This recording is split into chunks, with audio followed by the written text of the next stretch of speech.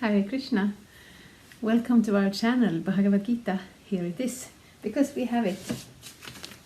Bhagavad-gita as it is, translation and commentary by His Divine Grace, A.C. Bhaktivedanta Swami Prabhupada, and my name is Bhagavad-gita. So, we have come to the 12th chapter, entitled Devotional Service. So, even after we read this chapter, there are 6 more chapters, so it doesn't end there. But it is quite significant because devotional service is actually the process and the goal and our true identity in a sense. And today we will start by reading text 5. Shri Guru Shri Juta Padakamalang.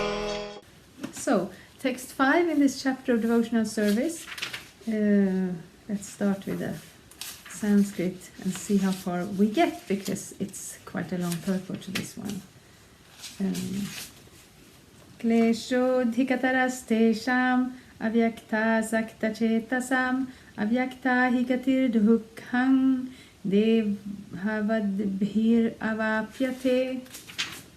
For those whose minds are attached to the unmanifested, impersonal feature of the Supreme, advancement is very troublesome. To make progress in that discipline is always difficult for those who are embodied, which means all of us. This happens to be one of those core verses as well, so if you like learning verses by heart, then feel welcome to put this one on your list. Yes. So Krishna is not being partial when he recommends devotional service, bhakti yoga, above the impersonal Brahman path.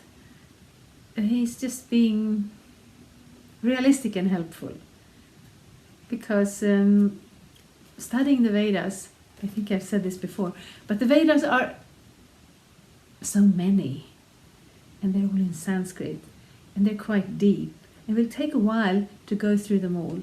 And then after going through them all, to make a decision on which path, because the paths, in one sense they are similar, but in one sense the execution of them is very different. So to make that decision just based on studying practically already your whole life is difficult. So Arjuna asks Krishna the question, what do you recommend? Or not even just recommend it, but which one is actually better? Krishna has already said this in the 6th chapter, in the 5th chapter even, but he comes back to it, and there are no doubts, we're making it very clear. Krishna is making it very clear. So he's saying, after many lives, that's what he said the last verse before here, after many lives, after a long time of struggle and difficulties, we can also reach the same goal. But why not take the direct method? Because the direct goal is Krishna, the Supreme Personality of Godhead. The direct goal is to reawaken that loving sense of bhakti. So why not start there? Let's read the purport. The group of transcendentalists who follow the path of the inconceivable, unmanifested, impersonal feature of the Supreme Lord are called Jnana Yogis, and persons who are in full Krishna consciousness engaged in devotional service to the Lord are called Bhakti Yogis. Now, here the difference between Jnana Yoga and Bhakti Yoga is definitely expressed. The process of Jnana Yoga, although ultimately bringing one to the same goal, is very troublesome. Whereas the path of Bhakti Yoga, the process of being in direct service to the Supreme Personality of Godhead, is easier and is natural for the embodied soul. The individual soul is embodied since time immemorial. It is very difficult for him to simply theoretically understand that he is not a body. Therefore, the Bhakti yogi accepts the deity of Krishna as worshipable, because there is some bodily conception fixed in the mind, which can thus be applied. Of course, worship of the Supreme Personality of Godhead in his form within the temple is not idol worship. There is evidence in the Vedic literature that worship may be saguna or nirguna, of the supreme possessing or not possessing attributes. Worship of the deity in the temple is saguna worship, for the Lord is represented by material qualities. But the form of the Lord, though represented by material qualities such as stone, wood, or oil paint, is not actually material. That is the absolute nature of the Supreme Lord. Yes, we come back to this. You want to reach a goal, and you can take the easy path or the difficult path. And then I can almost hear the objection, but the easy path is not always the better. Like if we take the lift up instead of using the stairs, then we won't train our muscles, we won't train our cardiovascular thing, we will get more tired, less healthy, and it will be a bad thing. Yes, and that is true in regard to the physical body. And even other things, if you want to be good at a musical instrument or good at a sport or good at anything, you need to practice and you need to work, and just reading the right answers in the back of the book is not going to teach you anything. And that is true. But still, the goal here is not cardiovascular exercise. The goal here is self-realization. The goal here is such a very significant, important aspect of the human life that we cannot afford to waste time, because this life is very short.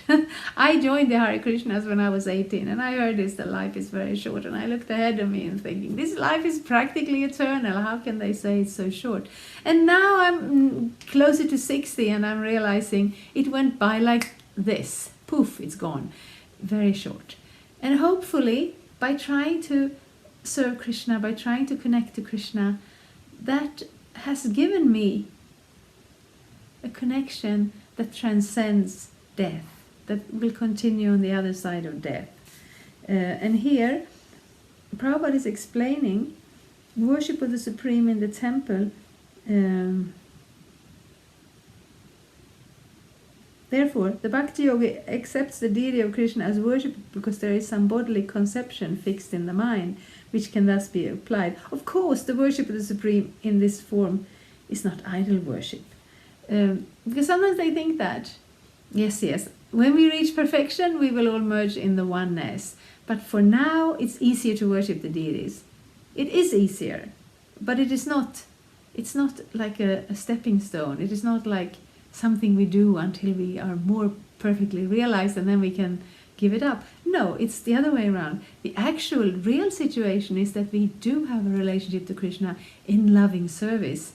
But before that realization, we can't see him. We can't access our spiritual body. We don't have the spiritual eyes to see Krishna as a person. So he accepts the deity form, and for him there's no difference. I think I've said this before and I will say it again. For us it's an enormous difference to be in the material world, surrounded by material elements, stuck inside a body made of material elements, and thus unable to realize our spiritual nature in the spiritual sense and our spiritual identity.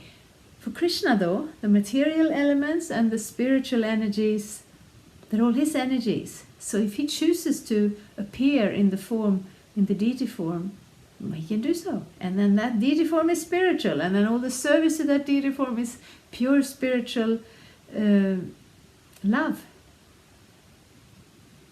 on a certain level of realization, and on a level where that realization, we haven't gotten that far. It is practice for that. We're doing the same things. Just like, I don't know if they do that other places, but in Sweden where the children learn to swim, then first they are on the land, practicing the swimming movement, dry swimming they call it. So when you put them in the water, they know how to move their arms and legs. So that swimming doesn't really go anywhere, but it's not different from the real swimming. So when we try to serve Krishna here and now in this existence, with this body that we are in, with the senses that we have, with the material that we have, that is not... it is both the perfection and the practice. And Krishna, in that form, is actually Krishna. So, yeah. that is one of the things that makes Bhakti Yoga so practical. Wherever we are, whoever we are, we can just jump in. We can just start right away. And the more our realization grows, the more we can see Krishna in that deity form. Whereas for an impersonalist, there's hardly any gain until they reach the perfection. And when they reach the perfection in the Jnana Yoga system, then still they will have to turn to Krishna and how to say, retrain their mentality, their consciousness towards the personal God. So not only is it difficult in itself, not only does it only take you to the point where you can start your Bhakti Yoga, but it may actually get in the way of that Bhakti developing in the heart. A crude example may be given here. We may find some mailboxes on the street, and if we post our letters in those boxes, they will naturally go to their destination without difficulty. But any old box, or an imitation which we may find somewhere but which is not authorized by the post office, will not do the work. Similarly, God has an authorized representation in the deity form which is called Archa Vigraha. This Archa Vigraha is an incarnation of the Supreme Lord. God will accept service through that form. The Lord is omnipotent, all-powerful. Therefore, by his incarnation as an Archa Vigraha, he can accept the service of the devotee just to make it convenient for the man in conditioned life. Yes. So we still know what a post box is, even if we may not use it in the same, to the same extent when we have all these electronic devices. But still, it is a fact. It is. I have to say, I love those simple examples. It's very easy to understand. You have a post box. There's a little note on it, what time they will pick it up. It has the post office, sign on it. You put a letter there with a stamp, and the postal service will bring it to its destination.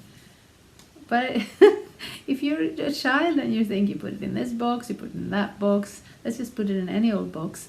No one, the postman is not going to come and empty your own box. And even, I don't know if this has happened, but why not everything happens? If somebody puts up a decoy box, they paint it in the right color. In Sweden our post boxes are yellow. So you can make your own yellow box and put it on and hope that people will put valuable things in it, and then you go and empty it and then you can steal all their letters. It's possible. I don't know if it has happened, but it is possible. We find that also, we actually find that in spiritual life. Sometimes in India, somebody will come up and say they are an avatar and just worship me instead. Or even here in the West, we have heard of some cults where they are representing the scriptures in their own personal way, which doesn't bring people closer to God at all. So therefore we learn from Bhagavad-gita how we can achieve the highest level of success in our spiritual life. So Krishna can accept service in that form because he likes to make it easier for us, to make it convenient for the man in conditional life. Because as I've said before, this is a process, and it may be sometimes a little tough because we have so much conditioning with us from living in this material world.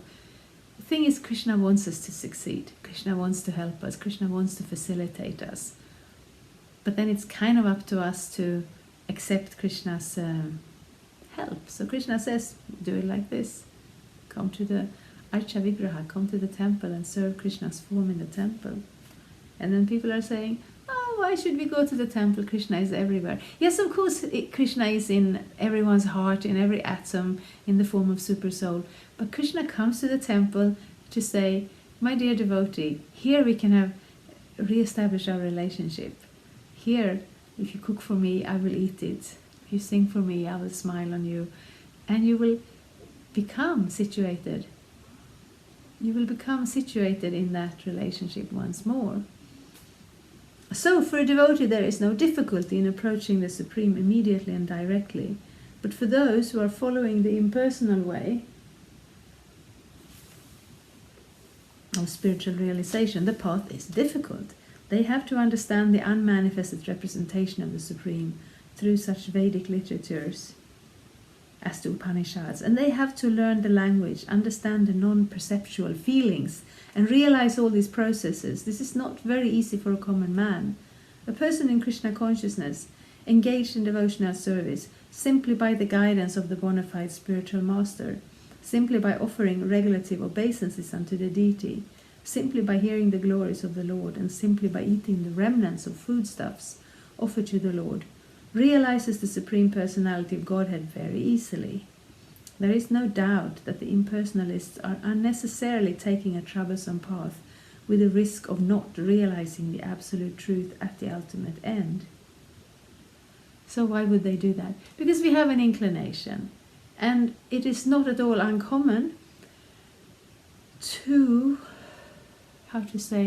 come to the point where we realize there must be more to life than this material world we see around us and the material activities in the material bodies. But one may still not be prepared to accept the Supreme Personality of Godhead, because the reason we're in this material world is that we kind of want to carve out our own niche independent of Krishna. So in one sense, the impersonal path can be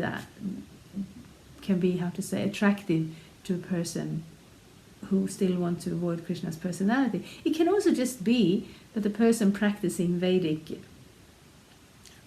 regulations and processes, they start with impersonal realization because that is the first level of realization. So it doesn't have to come from a bad place, but sometimes it does. Sometimes it actually does. But the personalist, without any risk, trouble or difficulty, approaches the Supreme Personality directly. A similar passage appears in Srimad Bhagavatam.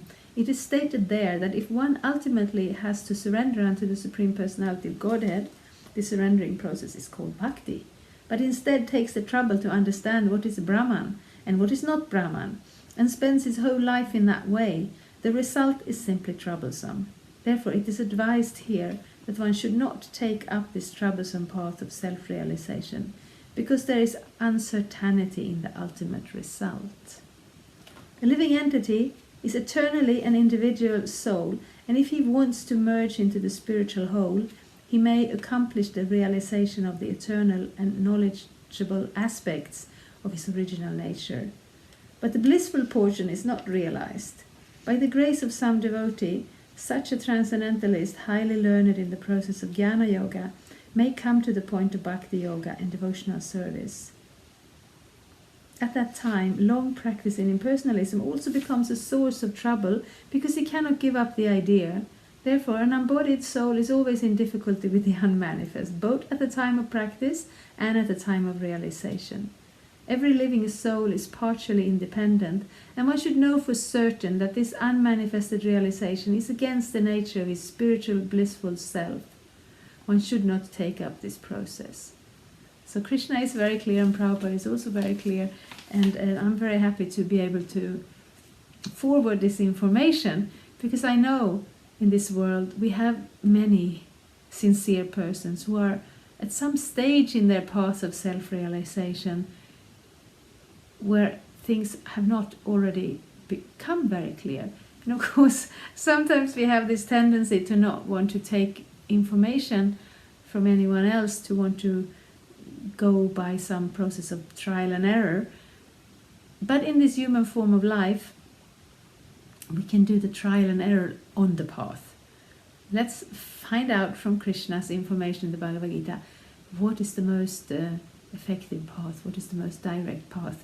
We will still have to apply it to our lives and, make observation, take notes, find out how to do this best, but let's do bhakti yoga in this life. For every individual living entity, the process of Krishna consciousness, which entails full engagement in devotional service, is the best way. If one wants to ignore this devotional service, there is danger of turning to atheism. Thus the process of centering attention on the unmanifested, the inconceivable, which is beyond the approach of the senses, are already expressed in this verse, should never be as already expressed in this verse, should never be encouraged at any time, especially in this age. It is not advised by Lord Krishna. Yes, there is danger of turning to atheism.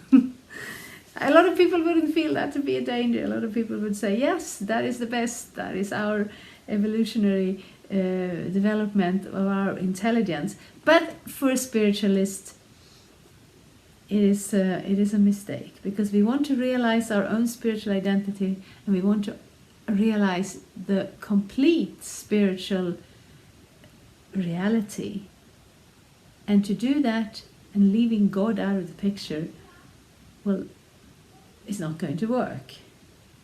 We are going to maybe get a partial realization, maybe just creating a new illusion on a more subtle level, and with that also creating a mentality within our own hearts that will be difficult to break free from.